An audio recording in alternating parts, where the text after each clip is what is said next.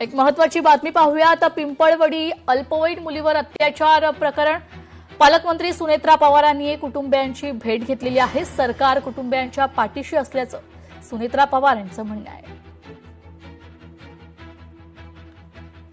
एक आई म्हणून मी त्या आई वडिलांच्या वेदना समजू शकते।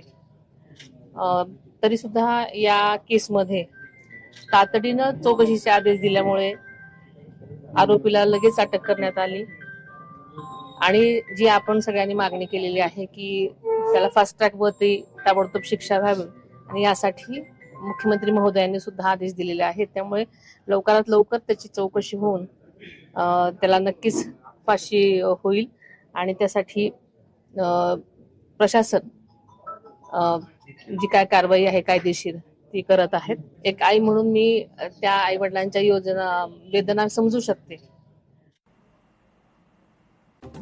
एक महत्त्वाची बातमी पाहूयात। कर्जमाफीच्या मागणीसाठी घोषणाबाजी करण्यात आलेली आहे। कर्जमाफीच्या मागणीसाठी रविकांत तुपकर यांच्या 2 कार्यकर्त्यांनी मंत्रालयाच्या समोर घोषणाबाजी केली आहे।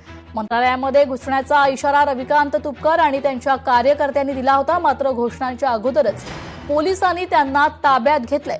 कर्जमाफीच्या मागणीसाठी आता ही घोषणाबाजी सुरू आहे। रविकांत तुपकर यांच्या कार्यकर्त्यांनी मंत्रालयाच्या समोर घोषणाबाजी केली आहे। मंत्रालयामध्ये घुसण्याचा इशारा रविकांत तुपकर आणि त्यांच्या कार्यकर्त्यांनी दिला होता, मात्र घोषणा अगोदरच पोलिसांनी त्यांना ताब्यात घेतलंय।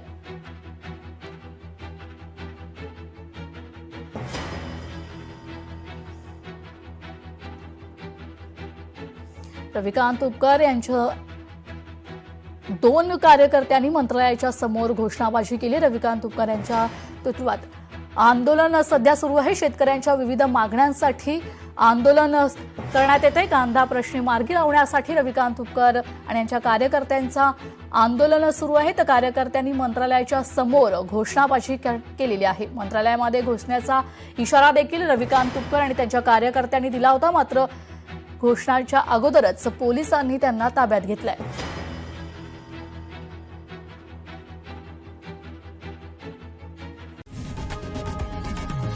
लोकशाही मराठी ऐका, पहा, जागरूक रहा।